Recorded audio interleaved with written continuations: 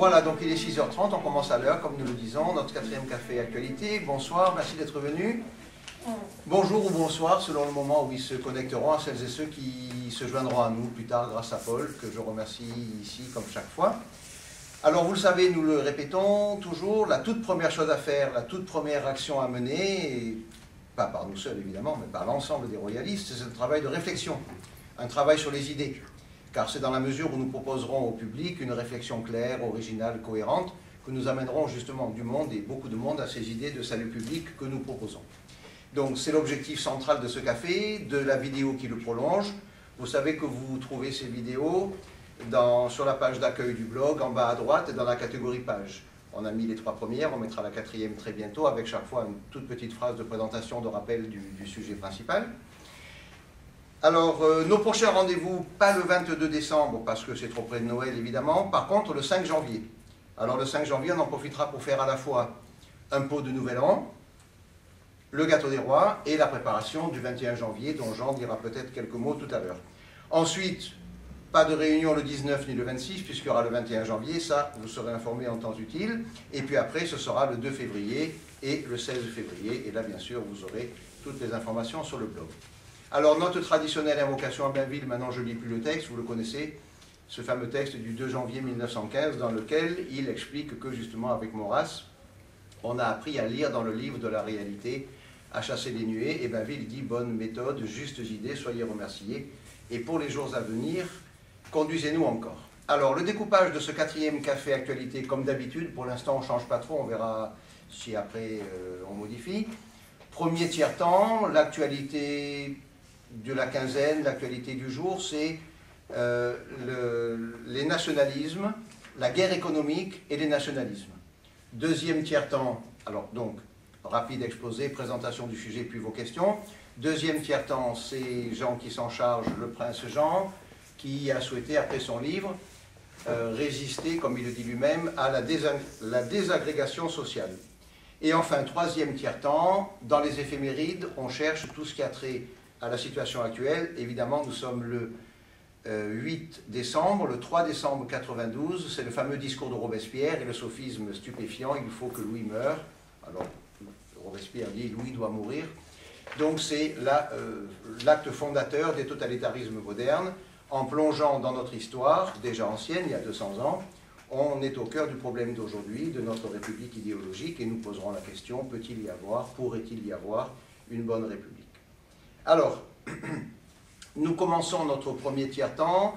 On a pris comme titre, on aurait pu en prendre un autre, la guerre économique et les nationalismes. Bon, en fait, c'est la situation actuelle, c'est la crise, c'est comme on voudra l'appeler, la mondialisation. Alors, ce sujet, évidemment, il est énorme.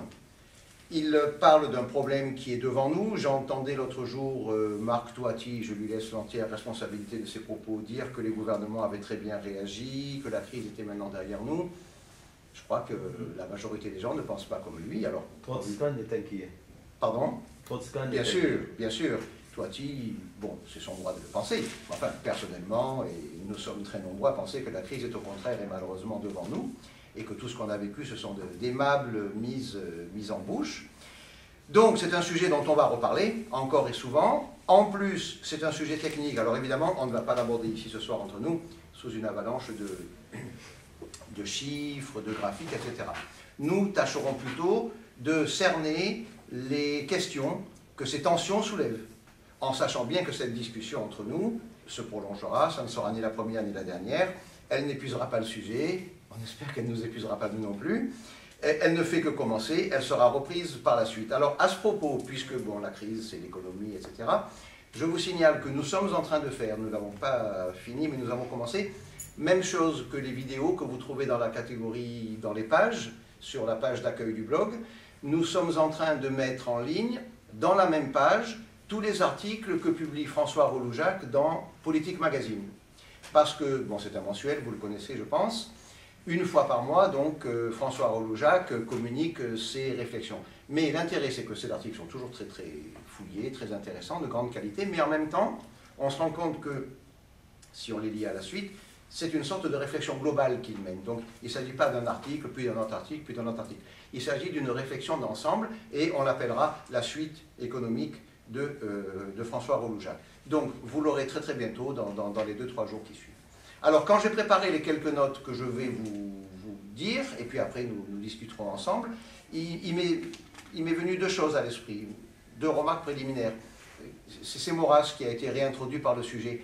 Parce que finalement, bon, alors nous avons appelé ceci guerre économique et nationalisme, mais je réécoutais aussi récemment la cassette, la vidéo de Boutan, qu'on a mise sur le blog, et Boutan expliquait à quelqu'un qui lui posait une question que Maurras avait réussi. Alors il prenait plusieurs exemples, et entre autres choses sur les nations. Et Boutan rappelait qu'à l'époque, évidemment, il y a eu des prévisions, il y avait des phrases, des gens qui y croyaient, des nuées, que bientôt les nations seraient dépassées, périmées, etc. Hein. Et bien, on voit bien par ce retour, on voit bien par le fait que les gens se sont réfugiés derrière leur gouvernement, dans le cadre national, que c'est bien Maurras qui avait raison.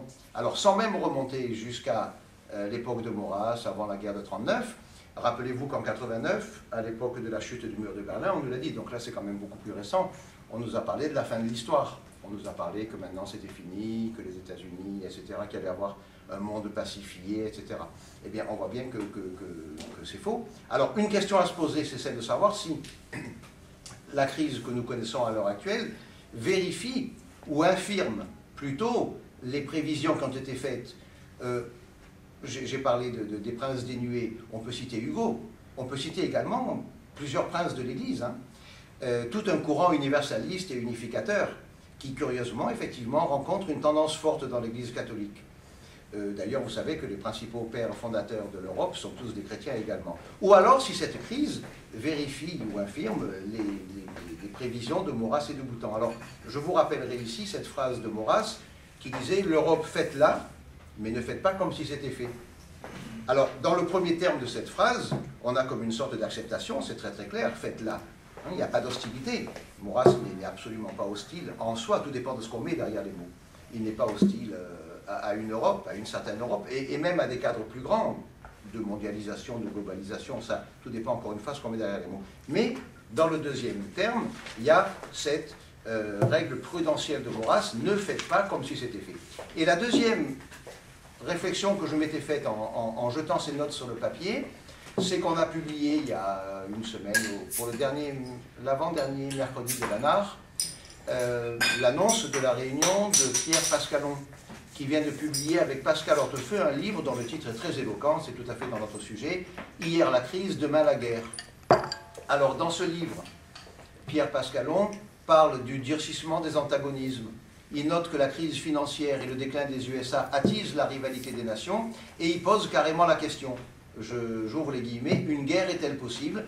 Il demande quel peut être le jeu de la France. Alors là aussi, il réintègre à sa façon, peut-être sans le savoir, le fameux Maurras.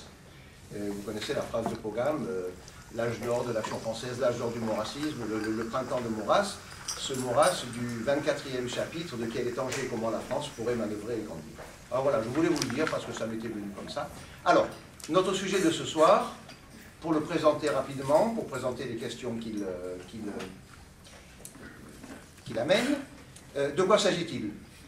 Alors, la globalisation, la mondialisation dont on nous parle depuis pas mal de temps, prétend, vous le savez, supprimer la guerre économique et puis les conflits en général en uniformisant peu à peu sur tous les continents, tous les niveaux, de façon à créer un grand marché planétaire. Voilà, l'idée de base, c'était ça. Alors, la question c'est, est-ce que c'est cela qui se passe ou l'inverse? Alors, en réalité, les choses n'étant jamais blanches ou noires, en fait, les choses étant grises, ben, c'est les deux à la fois. On voit bien que, d'une certaine façon, la mondialisation se réalise, c'est un fait. Mais en même temps, elle suscite sa propre opposition, ses propres anticorps. Et les disparités qu'on prétendait supprimer continuent d'exister. La réalité, les réalités prennent et reprennent le pas sur les idéologies. Comme d'ailleurs tout cela s'est toujours passé de la même façon. On le voit bien au XVIe siècle. La Renaissance, les grandes découvertes, les grandes explorations maritimes, on a bien vu qu'il y a eu une forme de mondialisation à ce moment-là, et en même temps, parallèlement, avec le rôle des banquiers, les Médicis en Italie, les Fugger ou les Fugger en Allemagne, les banquiers de la Ligue hanséatique, les pays du Nord, on a bien vu que les États, là aussi, se ruinaient également dans leurs grandes entreprises chimériques, parfois, et se livraient pieds et poings liés. Donc ce que nous vivons aujourd'hui a été, d'une certaine façon, vécu déjà plusieurs fois dans l'histoire. Je prends un seul exemple, le XVIe siècle, la Renaissance, pour ne pas remonter trop haut. Alors, prenons un premier exemple aujourd'hui dans cette mondialisation qui se crée, mais qui crée des tensions. Prenons un premier exemple, il est économique, il est financier, c'est celui de la monnaie.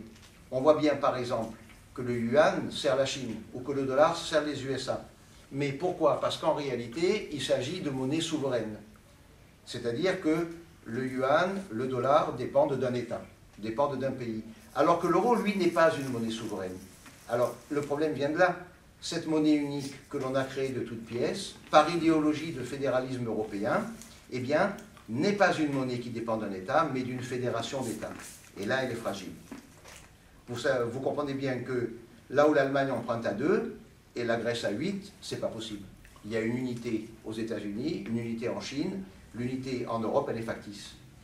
Alors, on notera au passage que le fédéralisme, ce fédéralisme européen, c'est celui-là même dont Hubert Védrine a dit qu'il fallait proclamer solennellement qu'on n'en voulait pas et qu'on n'y tendrait pas si on voulait que les peuples adhèrent franchement à l'Europe, à l'idée européenne. Fermons la parenthèse. Alors, nous allons prendre un autre exemple, maintenant, si vous voulez, que la monnaie, et puis dans le cadre mondial, mais dans le cadre européen. Alors, ce n'est pas, dans un premier temps, un exemple de tension à proprement parler. Je veux évoquer Sarkozy qui a dit qu'il voulait aligner la fiscalité française sur la fiscalité allemande. Alors, en un sens, ça n'est pas une tension, effectivement. L'intention n'est pas critiquable en soi. Tout le monde connaît l'archaïsme, l'injustice, la complexité, l'inefficacité de notre fiscalité. Hein. Et on peut remarquer que 200 ans après la Grande Révolution, eh bien, on voit bien qu'en fait, la vraie révolution, l'alter-révolution reste à faire. Mais qu'est-ce que l'Allemagne a dit et a fait quand Sarkozy a énoncé cette idée? Ben, elle a dit que ça lui était égal, que ça ne la concernait pas tellement, car pour l'Allemagne, ce qui compte en premier, ce sont ses intérêts. Et personne ne peut le lui reprocher, les Anglais font pareil, ils ont raison aussi. Il n'y a que nous, les Français, ou du moins le pays légal français, qui soit idéologue, et chez qui on est prêt à sacrifier l'intérêt national, le bien commun, à l'idéologie. Par exemple, l'idéologie du toujours plus d'Europe, alors que les Anglais et les Allemands mettent des freins.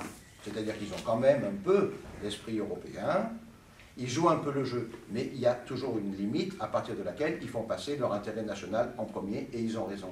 Alors, là où par contre, on a un point crucial du clivage franco-allemand, c'est pas quand Sarkozy veut aligner la fiscalité de la France sur l'Allemagne, mais c'est le problème du paiement de la dette des États. Là, la France veut jouer le jeu, alors que l'Allemagne ne le veut pas. Je cite un chiffre. On calcule qu'en cumulé, il y a quelque chose comme 9 000 milliards de dettes des États en Europe. On a créé récemment un fonds de stabilisation, de stabilité, qui est de 700 à 800 milliards. Donc, on voit bien qu'il y a un abîme entre les deux. Alors, deux dernières choses avant de vous laisser la parole et de tous ensemble approfondir les questions que pose tout ceci. Une sur l'écart monétaire qui se maintient et une autre sur les coûts de production. Puis je crois qu'après on aura fait un tour d'horizon suffisamment rapide pour qu'on passe à notre débat. Alors, première constatation, l'écart monétaire d'autrefois auquel on assistait avec le jeu des monnaies, quand il y avait la lire, la peseta, etc. Eh bien maintenant, ça n'existe plus, puisqu'il y a l'euro. Mais en réalité, cet écart existe toujours, puisque dans cette zone euro, l'Allemagne emprunte évidemment beaucoup moins cher que la Grèce, ou que l'Irlande, ou même que nous. Donc en fait, l'écart, comme autrefois, il continue à s'accroître, d'une certaine façon, entre les pays riches et les pays pauvres. Il s'accroît d'une autre façon, mais il s'accroît toujours, avec l'euro, monnaie unique, comme autrefois avec les monnaies nationales. Alors, on a cru supprimer les différences. On n'a fait que les masquer. Les nationalismes, du coup, n'ont pas disparu. Ils se renforcent même avec la crise. Tout le monde le dit. Le dernier que moi j'ai entendu personnellement, mais c'est tous les jours qu'on en entend, c'est Bernard Maris, qui disait avant-hier, je ne sais plus, que l'Allemagne quitterait, d'après lui, l'euro dans les 2 ans. C'est une opinion qui est très largement partagée par de nombreuses personnes. Le vrai problème étant qu'en réalité, les disparités sont trop fortes, et que vouloir imposer une monnaie unique dans ces conditions, c'était et c'est toujours utopique. Et cela relevait et relève toujours de l'idéologie. Le dernier exemple que je prendrai, c'est celui des coûts de production. Sur ces 10 dernières années, depuis la création de l'euro en gros, on calcule, on sait qu'en Grèce, ils ont augmenté de 75%, en France de 35%, en Allemagne de 5%. Alors évidemment, avec des différences pareilles, des disparités pareilles, il n'est pas possible qu'on soit tous dans la même maison, c'est pas possible. Alors les Allemands, comment ont-ils fait? Ils ont obtenu cela par de réels efforts de gestion, de sérieux, on connaît les Allemands, sérieux sur leur masse salariale aussi, entre autres. Mais les Grecs, bien évidemment, ils ne peuvent plus vendre, ils ne peuvent plus rien vendre à personne, en augmentant de 75% sur 10 ans. Et les Français, 35%, ils ne sont pas dans une bonne logique non plus. Alors, comment s'étonner dans ces conditions que, surtout s'il y a une crise, et maintenant qu'il y a une crise, les réalités reprennent le dessus. On peut éventuellement rêver quand tout va bien, on peut passer des années à se créer des problèmes sur le long terme, mais quand la crise arrive, eh bien à ce moment-là, les disparités qui sont criantes reprennent le dessus et les faits qui sont têtus se vengent. Alors voilà, très très rapidement, évoquer les principaux problèmes, je crois, il y en aurait évidemment beaucoup d'autres, vous allez le dire un petit peu. Et maintenant, je vous passe la parole. Je voulais dire par rapport à l'Allemagne, que l'Allemagne, dans tous les cas de figure, s'en sortira, comme elle s'en est sortie, pour avoir remis l'Est complètement au même niveau que l'Ouest, ce qui a représenté une somme ça lui a coûté, hein? Colossale, ça lui a coûté. Colossale pour remettre tout à niveau, mais que les Allemands ont une rigueur, une discipline et un sens patriotique que nous n'avons pas. Ils sont fiers d'être allemands et de toute façon, quand on leur dit qu'il faut travailler 10 heures et payer 8, ça ne leur pose aucun problème. Pour eux, c'est l'Allemagne d'abord. Et moi, je pense que l'Allemagne sortira un jour de l'Europe parce qu'elle ne peut pas continuer à accepter autant de laxisme de tous ces autres pays qui ne savent pas gérer du tout leur patrimoine, leurs entreprises, etc. C'est tout ce que je veux dire. Ben, bien sûr. Oui. Vous avez pris un excellent exemple à propos de l'Allemagne et de sa réunification. Au cours de cette réunification, l'Allemagne a intégré, l'Allemagne de l'Ouest, l'Allemagne fédérale a intégré, je crois, autour de 20 millions d'Allemands de l'Est. On n'est pas du tout dans ces chiffres en ce qui concerne ce qu'on appelle les pays périphériques de l'euro. Deuxièmement, cette intégration s'est faite sous une monnaie unique. Aujourd'hui, nous avons une monnaie unique en Europe, mais avec un budget commun. Or, il n'y avait pas deux budgets, il n'y avait pas un budget pour l'Allemagne de l'Est et un budget pour l'Allemagne de l'Ouest. Or, aujourd'hui, dans les 26 pays qui composent l'Europe, il y a 26 budgets différents. Donc on ne peut pas avoir une monnaie unique, avec une politique monétaire unique, avec 26 budgets différents. Ce n'est pas possible. C'est une quadrature du cercle. Alors, le budget, pourquoi nos gouvernants ne veulent pas céder à cette souveraineté du budget? Parce qu'elle leur permet d'asseoir leur réélection et, disons, leur politique économique. Autant la monnaie unique n'engage pas une politique générale, autant un budget bien particulier implique des décisions économiques à l'échelon national et à l'échelon local qui s'opposent à un processus électoral.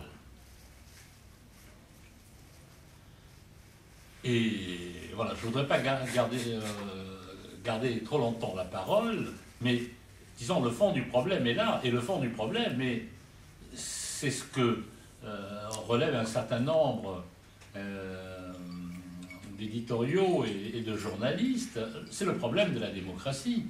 Parce que nous ne sommes pas des antidémocrates, comme d'autres sont pro-démocrates par idéologie.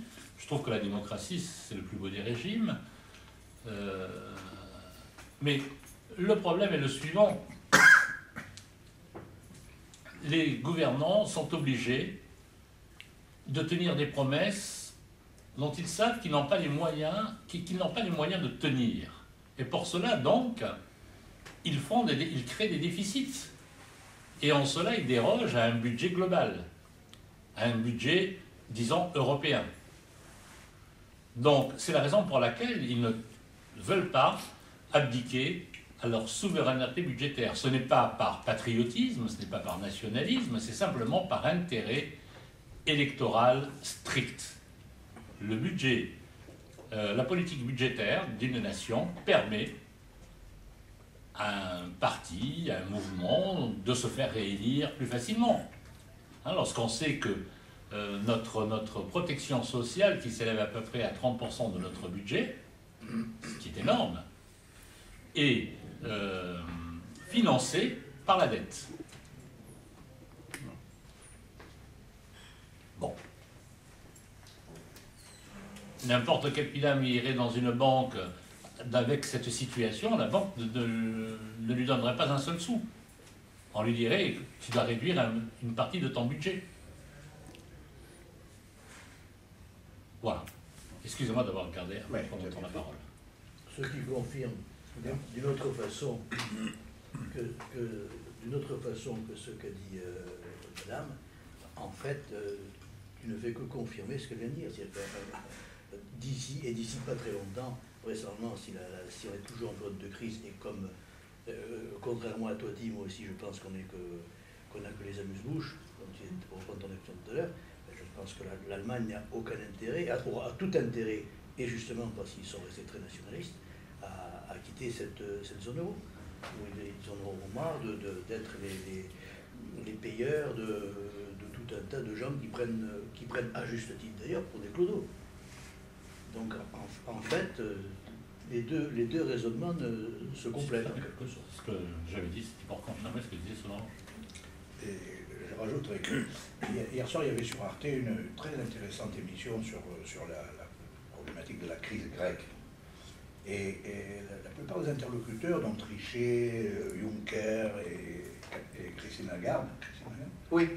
expliquaient que dans les premières années de la création de l'euro, en réalité, ça avait permis un taux d'emprunt souverain, d'emprunt obligataire, à tous les États européens, à peu près au même niveau. La différenciation des niveaux d'emprunt est assez récente. Elle est venue après, c'est ça. Elle est venue après. Elle est venue du fait de la crise américaine. C'est ça, voilà. Ouais. Mais en réalité, pendant X années, pendant 8 ans, peut-être. Voilà, il y a eu un effet en de l'euro. réalité, les États comme la Grèce, l'Espagne, le Portugal, etc., ont pu emprunter quasiment au même taux que l'Allemagne, ce qui a favorisé l'accroissement démesuré. Et donc ça a été mauvais pour eux en réalité. Ça a été mauvais pour eux dans la mesure. Parce qu'ils ont mal géré. Voilà.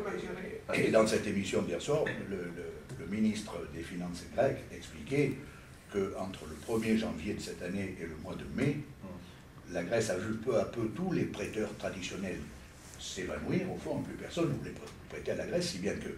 Même à des taux élevés. Même à des taux élevés, pratiquement ils ne trouvaient plus d'argent sur le marché des investisseurs. Et donc ils se trouvaient dans le cas où, pratiquement, il serait arrivé un moment où ils ne pouvaient plus payer ni leurs dettes ni leurs fonctionnaires. Donc, si in fine, Angela Merkel avait fini par céder momentanément à la demande de fonds, au fond de la Grèce, eh bien à ce moment-là, c'était terminé. Là, il y avait une réelle banqueroute de l'État grec. Ce qui fait dire aussi que lorsqu'on dit qu'un État ne peut pas faire faillite, c'est probablement une très profonde illusion. Bien sûr, la banqueroute. On sait aujourd'hui qu'un État peut fort bien faire faillite, et c'est le cas où il ne peut plus payer ses factures, et il ne peut plus payer ses fonctionnaires, et ça peut arriver. Eh bien, il ne paie plus. Alors, l'État, s'il ne paie plus, l'État, me semble bien, ne s'évanouit pas, la nation subsiste. Et les créanciers, oui, ils sont gros gens comme devant. Et c'est ce qui se passait dans l'ancien temps, sous l'Ancien Régime, c'est que les États, de temps en temps, décrétaient que leur dette était plus payable, et à ce moment-là, les prêteurs avaient perdu. Pour aller dans le sens de ce que dit Gérard, et que dit aussi d'ailleurs Jacques, ça se répercute sur le plan de nous tous individuels. Les banquiers, maintenant, des banquiers sérieux avec des responsabilités. Alors, je rapporte une conversation privée, donc je ne sais pas si tu vas voir ton banquier dans ton agence, il te dira la même chose. Mais les banquiers commencent à faire vendre les obligations d'État, ce qui est quand même quelque chose d'absolument aberrant. Avant, les obligations d'État, c'était les obligations de père de famille. De père de famille, oui. Ils commencent à faire vendre des obligations d'État, non seulement de l'État français, mais de tous les États européens, alors c'est là où ça devient rigolo, si on peut appeler ça rigolo, pour faire prendre des obligations du domaine privé. Parce que le domaine privé offre moins d'inconvénients, d'aléas, de risques que les emprunts d'État. C'est quelque chose de tout à fait nouveau. Merci François. Bien. Donc, il y a dans l'air une profonde idée, et François vient de le souligner, vient d'en apporter un peu des éléments matériels, une profonde idée de désagrégation sociale et nationale dans ce contexte-là. En fait, la France se trouve étirée entre, d'une part, la fuite en avant par un européisme débridé et un repli dans un régionalisme. La notion même de nation est en plein éclatement dans ce contexte-là. C'est sur ce constat que le prince souhaite intervenir dans les mois qui viennent. Depuis notre dernière assemblée générale de novembre, les choses se sont un peu calmées,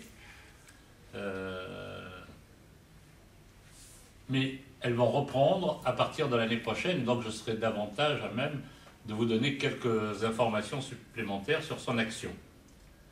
Mais l'idée qui s'est faite jour au cours de cette année, c'est l'idée d'une politique capétienne pour la France. Vous vous souvenez, De Gaulle commence cette idée capétienne, cet adjectif n'est pas à la mode. Le général de Gaulle, en écrivant les mémoires, l'espoir, l'a évoqué. Lorsqu'il commence son livre, au-delà de tout ce qu'on peut reprocher à l'homme aux époques différentes de sa vie, mais il commence son livre par cette très belle phrase. Je cite la phrase, et non pas les conséquences ou son application. « Toute ma vie, je me suis efforcé de faire la politique des Capétiens. » C'est cette politique des Capétiens, non pas comme un souhait, mais comme une volonté que souhaite faire, que veut entreprendre notre prince. Et au cours de la prochaine année, il va renforcer cette idée, et il va renforcer son action. Encore, les termes de cette action ne sont pas tout à fait établis, mais il nous appelle à le rejoindre dans le cadre de son association Jean de France, qui maintenant fonctionne beaucoup mieux. Le nombre de cotisants par rapport à l'année dernière a plus que doublé. Il faudrait que l'année prochaine, il double encore, et que cette progression algébrique continue d'évoluer. Voilà. Alors, plutôt que de vous parler... je suis tout à votre disposition pour vous parler du prince, mais peut-être je vais vous laisser la parole si vous avez des questions à poser sur son positionnement et sur son action. Alors moi je crois qu'il ne faut pas se cacher la difficulté de notre entreprise. Nous sommes dans un monde où le projet monarchique, tel que nous l'avons vécu presque toute notre vie, n'est pas commode à réaliser du tout. Et je pense qu'il faut quand même en prendre conscience, sans que ça puisse nous démobiliser. Les choses difficiles, peut-être sont celles qui en principe devraient au contraire mobiliser. Moi je pense qu'il ne faut pas se faire d'illusions. Les institutions de la République, pour autant qu'elles puissent se survivre, le feront au maximum. C'est-à-dire que même si les institutions de la Ve République ont eu à l'origine une inspiration monarchique, le personnel politique, ce que Maurras appelle le pays légal, n'a aucune espèce d'envie de céder la magistrature suprême, qui est en réalité l'objet de toutes les jalousies, de toutes les entreprises, etc., à un prince qui, lui, au on cesserait d'être objet d'élection. Donc l'idée d'une évolution volontaire des institutions de la Ve République vers le monarchie, vers le fait de confier à un prince de manière définitive la magistrature suprême, à mon avis, n'est pas quelque chose de très sérieux. La deuxième possibilité pour une monarchie serait une crise très grave. Ça n'est pas très inimaginable. Même les gens de ma génération en ont vécu 2 ou 3. Les gens un peu plus âgés que moi ont vécu l'époque où la Troisième République a remis le pouvoir au maréchal Pétain, qui était un vieillard. Et moi, ma génération à moi, a vécu celle où la Quatrième République a abdiqué son pouvoir entre les mains du général de Gaulle. Mais dans les 2 cas, si on réfléchit, il ne s'agissait pas, au fond, d'une remise définitive du pouvoir de la République à un prince. Il s'agissait plutôt de trouver une solution de fortune et temporaire, après laquelle préservant pour eux l'essentiel, et après laquelle les jeux politiques pourraient reprendre. Bon, et c'est quand même symptomatique qu'après le cataclysme de la Deuxième Guerre mondiale, les hommes qui étaient responsables de notre défaite soient revenus, au fond, au Palais Bourbon et dans les postes principaux, comme si de rien n'était. Et quant à l'expérience gaulliste, au fond, c'est exactement la même chose. On a remis le pouvoir à un général pour qu'il résolve la question algérienne dont on ne savait pas se sortir. Et dès qu'il l'a fait, au fond, on a commencé à le combattre et à le chasser du pouvoir. Bon. Donc, en réalité, une crise très grave ne suffit pas non plus, à mon avis, à ce que le pays ait recours à un prince. À mon avis, il faut une 3e condition à laquelle on ne peut pas couper. C'est une prise de conscience des élites de ce que l'héritage révolutionnaire est à proscrire, qu'il est la cause de nos difficultés et qu'il y ait une profonde remise en cause du processus révolutionnaire que nous vivons depuis 2 siècles. C'est-à-dire qu'il faut qu'il y ait une révolution des idées en profondeur qui remette en question tout cet héritage d'idées révolutionnaires et qui se conjugue avec une crise politique. Et il faut une crise politique grave, mais sans une évolution des idées, ce que Maurras appelait la contre-encyclopédie au fond, même une crise majeure probablement sauverait le régime. Donc ce que je dis peut être démobilisateur, je n'en sais rien, et il faut malgré tout voir les choses dans leur ampleur. Donc à mon avis, il faut une crise politique très... D'abord, il faut un prince. De Gaulle avait dit au comte de Paris, il faut un grand prince et il faut des circonstances. Le grand prince, nous l'avons, les circonstances, on ne sait pas. Il faut probablement une troisième condition, c'est une transformation intellectuelle et morale. Alors c'est effectivement quelque chose d'assez difficile à réaliser, mais peut-être que dans toutes les époques, au fond, les sociétés en désordre, à un moment donné, ont eu assez de ce désordre et on a... Voilà. Alors, pour conclure un petit peu sur ce que vous avez tous dit, et puis avant de commencer notre 3e tiers-temps, en fait, ce que tu dis, c'est ce qu'on a dit ensemble il y a 1 mois environ. C'est le processus de dérévolution dans les cerveaux, qui est quand même commencé, on en parlait pour la Russie. Alors là-bas, il est très important, il est très rapide, il est tout à fait spectaculaire. On a reconstruit la basilique du Christ Sauveur, etc. C'est magnifique ce qu'ils ont fait. Chez nous, il n'est pas du tout du même ordre, puisque la révolution est toujours en place. La république idéologique est toujours en place. Mais il se fait quand même. Il y a quand même des chercheurs, même si Max Gallo n'est pas allé aussi loin que nous le souhaiterions. On parlait tout à l'heure de Bigard. Maintenant, on dit à la télévision que la révolution a été une charcuterie. Je ne sais plus le mot qu'il a dit tout à l'heure. Charcuterie, il a dit autre chose. Bon, on ne l'entendait pas à une époque. Voilà. Alors, ce processus, il a lieu. Il faut pousser à la roue. Donc ça, c'est la première chose que je voulais dire. Quant à être démobilisateur ou pas, oui, tu as raison, mais Maurras lui-même, à son époque, et on le citait il y a 15 jours, rappelle-toi, il disait dans L'avenir de l'intelligence, ce n'est pas le difficile, c'est l'impossible. Et Boutan commente en disant, nous sommes dans l'âge héroïque. Il faut bien le savoir. Alors, je ne pense pas que ça soit démobilisateur. Et évidemment, ce n'est pas un programme pour aller gagner les élections, pour se présenter à la députation, etc., ou à la mairie d'une grande ville. Mais c'est la vérité, il faut toujours dire la vérité aux gens. Ce n'est pas le difficile, c'est l'impossible. C'est l'âge héroïque. On démarre notre 3e tiers-temps. Et il serait temps, je crois. Alors, notre 3e sujet est tiré des éphémérides. Il est tout trouvé. Nous sommes le 8 décembre. Le 3 décembre 1792, c'est l'ouverture du pseudo-procès de Louis XVI. Et c'est la première intervention de Robespierre au cours de laquelle il va faire le magistral sophisme, si je puis dire, dont je vais vous lire juste un petit paragraphe. Alors, ce texte est à lire, il est à connaître, on ne l'a peut-être pas assez lu, on ne l'a peut-être pas assez étudié, parce que tout simplement, c'est cela qui fonde la révolution idéologique, la démocratie idéologique, et c'est la base du système dans lequel nous sommes encore aujourd'hui, 2 siècles après. La tyrannie démocratique. Bien sûr, idéologique, puisque ce n'est pas une démocratie, c'est une démocratie idéologique, ce n'est pas une république, c'est une république idéologique. Comme on l'a dit toujours, Jean tout à l'heure l'a dit, moi je serai en Suisse, je crierai Vive la République sans aucun problème.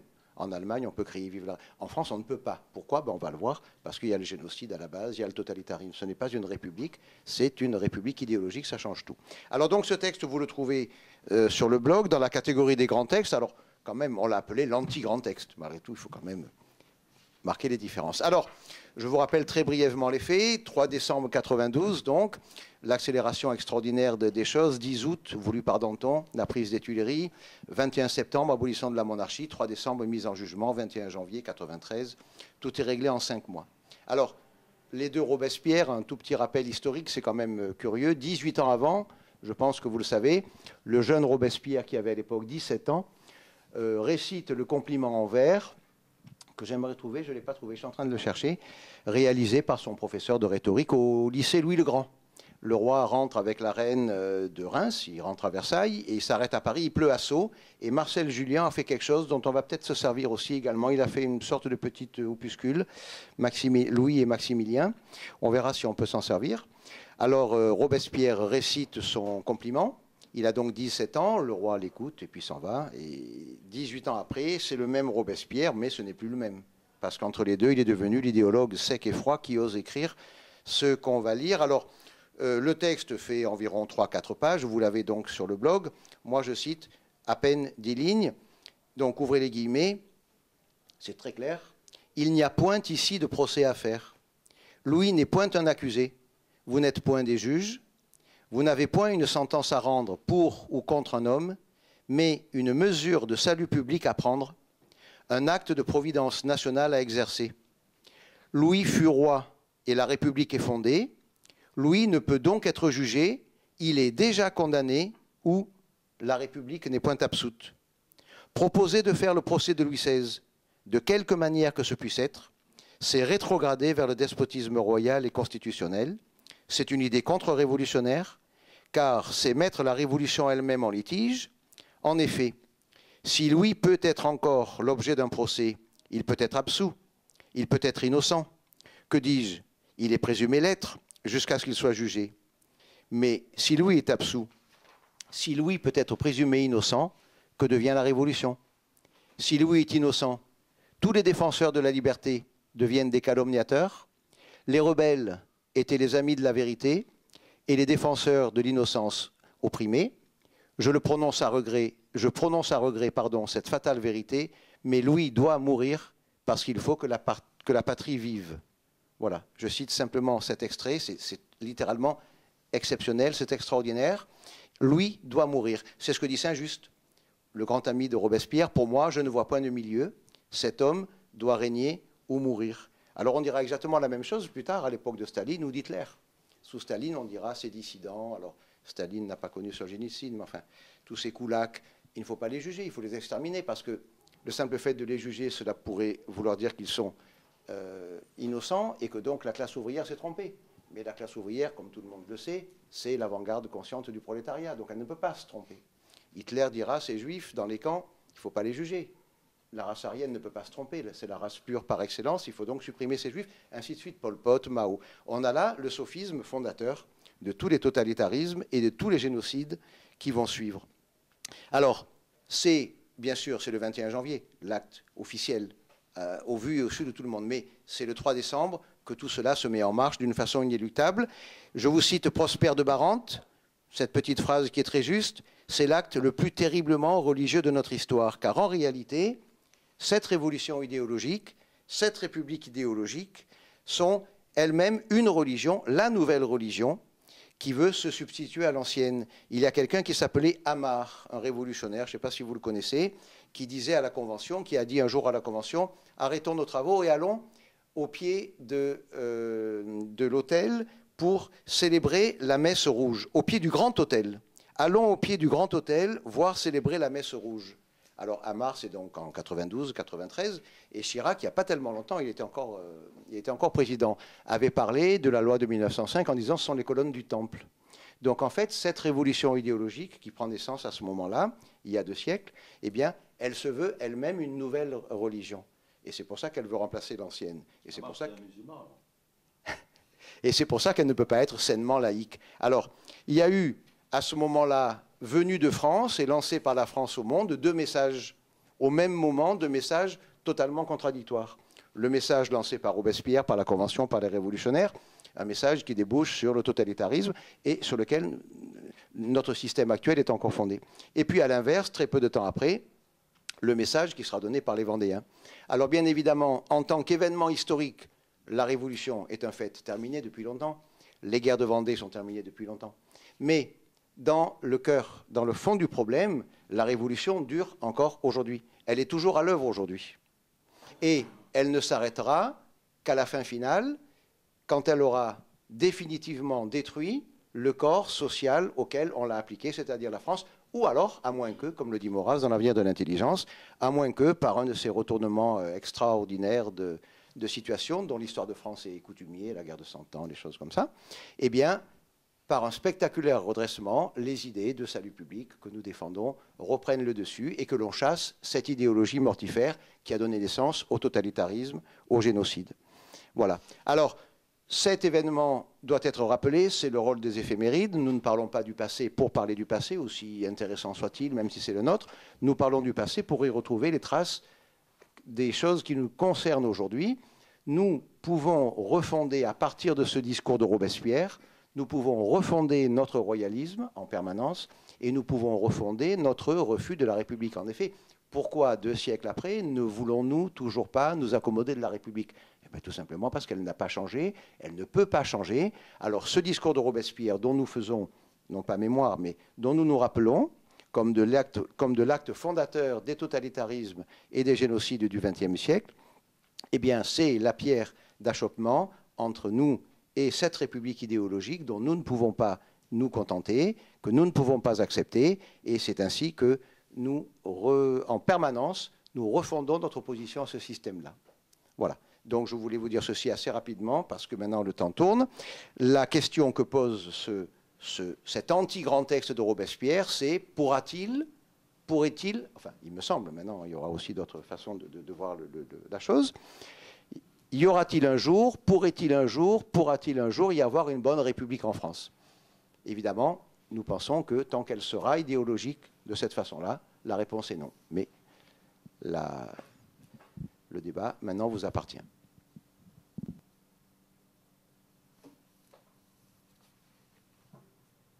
Qui veut intervenir?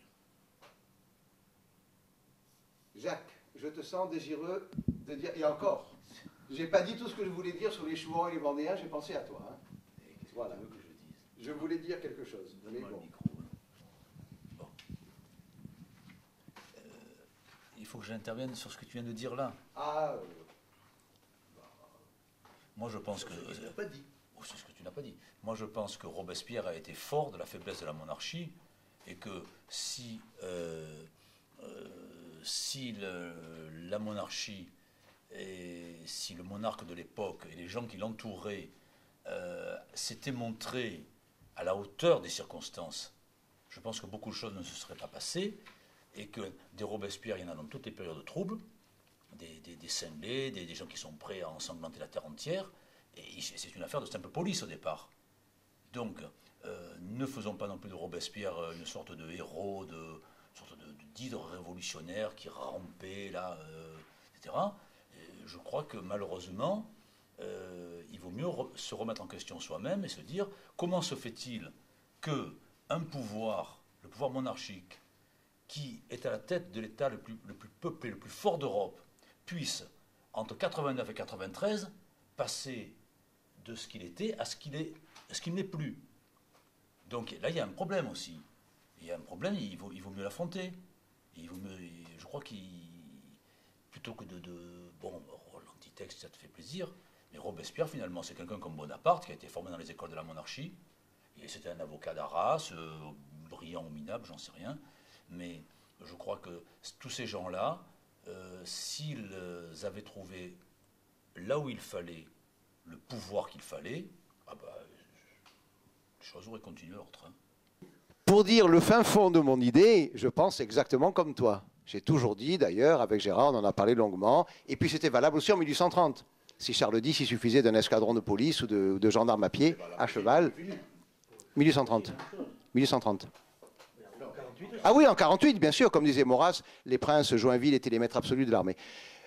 Ceci étant, bien sûr, c'est pas à toi que je citerai Chateaubriand qui écrit quelque part Louis XVI aurait pu sauver 20 fois son trône. Alors il y a quand même, comme tout à l'heure Gérard l'a dit, il y avait eu quand même, c'est vrai, le fantastique travail de Sappe dans les esprits, de l'encyclopédie, qui avait quand même tourné tout en dérision la religion, la monarchie, l'autorité, etc. Oui, dans les commentaires du blog, d'essayer de se féliciter que Louis XVI n'est pas fait tirer sur la foule parce qu'un roi ne fait pas couler le sang de ses sujets. Et il a répondu, bah, libre à vous de croire cette chose-là. Cette attitude qui avait été insufflée d'ailleurs à Louis XVI par un évêque dont il cite le nom, que je ne connais pas d'ailleurs pour ma part, qui lui avait donné de fort mauvaises idées. Et il dit, pour ma part, je tremble au contraire devant les milliers et millions de morts qui ont résulté du fait que Louis XVI n'ait pas voulu faire tuer peut-être quelques milliers d'hommes. Voilà. Donc, je crois qu'il ne faut pas se cacher que Louis XVI... Alors maintenant, il y a quand même le fait nouveau d'une révolte un peu intellectuelle, devant laquelle peut-être que les princes n'étaient pas tellement préparés, au fond, qui les ont un peu pris amenés sur un terrain qu'ils ne connaissaient pas. Au fond, les princes capétiens sont plutôt pragmatiques. Mais peut-être que la révolution intellectuelle du XVIIIe siècle n'était pas perceptible ou compréhensible par les rois et les princes dans toutes leurs conséquences. C'est peut-être l'excuse de Louis XVI, mais je ne sais pas. Il existe à Lucerne, en Suisse, je vous engage à vous y rendre, cet endroit dans les jardins qui sont sur les hauteurs de la ville de Lucerne, il existe un monument extraordinaire. Lorsque vous rentrez par la porte principale de ces jardins, où l'on voit un lion criblé de lances défendant un bouclier fleur-de-lysée.